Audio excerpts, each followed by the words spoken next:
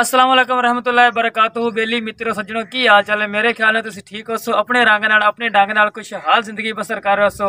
मैं आपका दोस्त जिवेद जानी, आप देख रहे हैं पंजाबी साइकिल। तो मैं साइकिल का मालक, जिन्हें चैनल सब्सक्राइब नहीं किया सब्सक्राइब कर लो, बेल आइकन को दबा लो।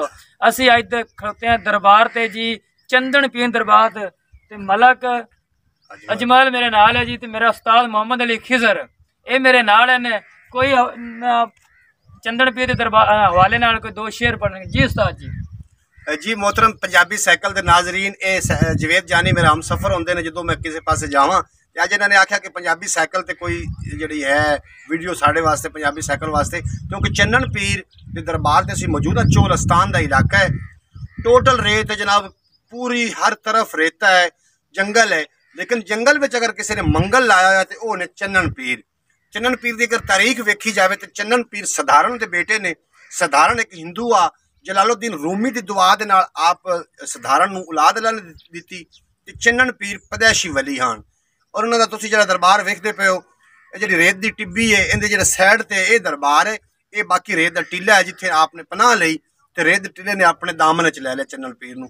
बाकी जी इतों दी गल्लां बातां ने इतों के वसनीक ज्यादा बेहतर जानते हैं।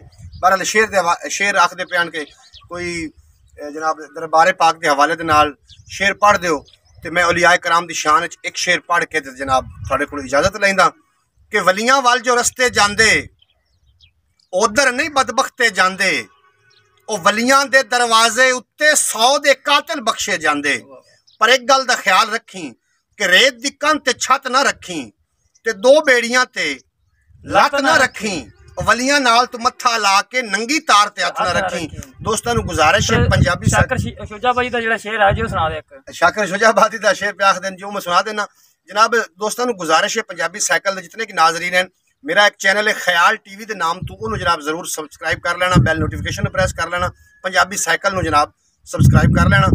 कि मैं को मैडा दुख मैं को तैडा दुख, मैं को हर मजलूम इंसान दा दुख, जिथे जुल्म दी भाप ही बलदी है मैं को रोही चोलिस्तान दा दुख, जिथे कोई इंसाफ दा ना कहनी मैं को पूरे पाकिस्तान दा दुख, जेड़े मर गए हैं ओ ता मर गए हैं मैं को जींदे कब्रिस्तान दा दुख, जेड़े मर गए हैं ओ ता मर गए हैं मैं को जींदे कब्रिस्तान। शेर पार से शाकर शुजाबादी दे ते चंदन पीर दरबार ते तैनूं सारा नज़ारा विखाने आ, तुसीं साडे नाल ही रहना। हाँ चंदन पीर दरबार जी असीं बिल्कुल इत्थे मौजूदा आ चुके हैं।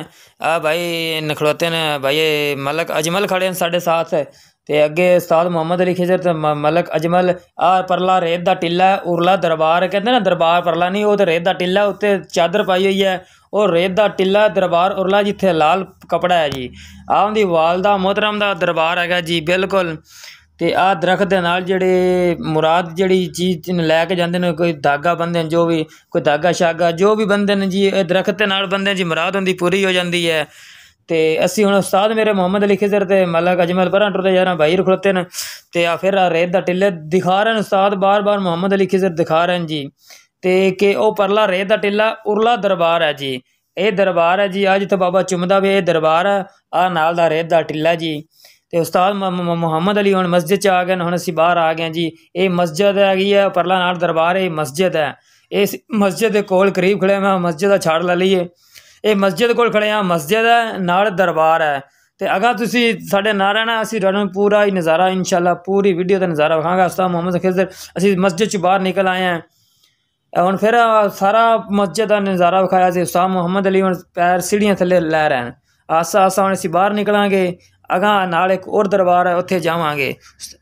आ जी बाहर जिथे वो ला के रखते हैं ना मुखाने शकुने सब कुछ बाहरला हिस्सा है, इस दरबार तो बाहर आ गए हैं।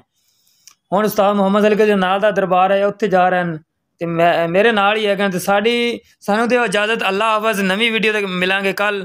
आपका दोस्त जिवेद जानी, पंजाबी साइकिल।